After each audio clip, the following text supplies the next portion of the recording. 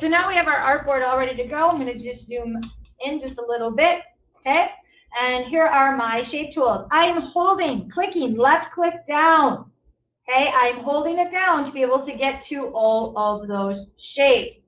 Left click, rectangle, rounded rectangle, ellipse tool, polygon tool, star tool, and flare tool. We are not using star and flare necessarily unless you have a really good reason. Okay, most people like to start with their big rectangle tool, all right? And we can go ahead, we can fill it over here, or we can fill it up here, or we can just leave it black and white. Okay, right now my fill color is white.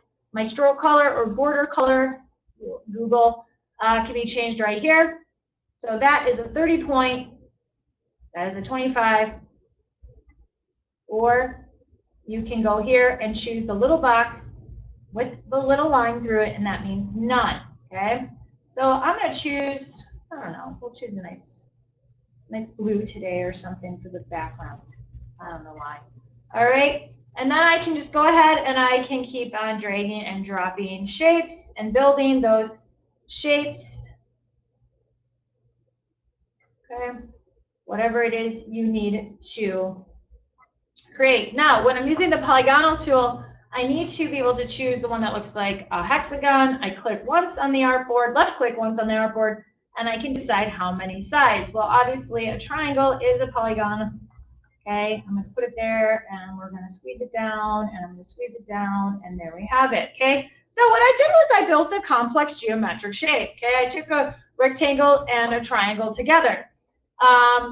And so now what I can also do is I can hit shift and I can select both of those together and I can group them. Okay? And I can group them and I can move them all around, and then I can even copy them. I can paste them. I can make them slightly smaller. I can drag up the bottom a little bit, and I can maybe put that there. Copy paste. Okay? Depending on your design. Now, I'm going to now go to window and I'm going to go to align. And I'm going to keep this little box open. This will put everything nice and neat. So this one will align all the centers. You can vertically align the tops. I'll show you what that does, and the bottoms as well. So I'm going to hold down shift. I'm going to select all of those. I'm just going to make sure that they're all in the middle together.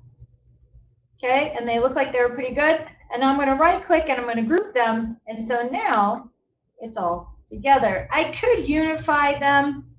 Sometimes you need to actually create a shape. So in this case, like let's say I want to make an arched window. I draw my little circle, right? I draw my little my rectangle here, trying to get this. You might have to zoom in and out, okay?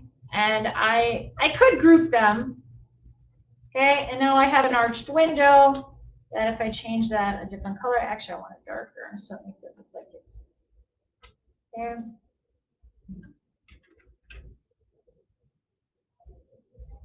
The lights are out in that one.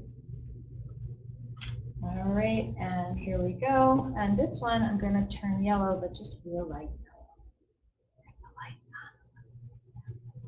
There we go.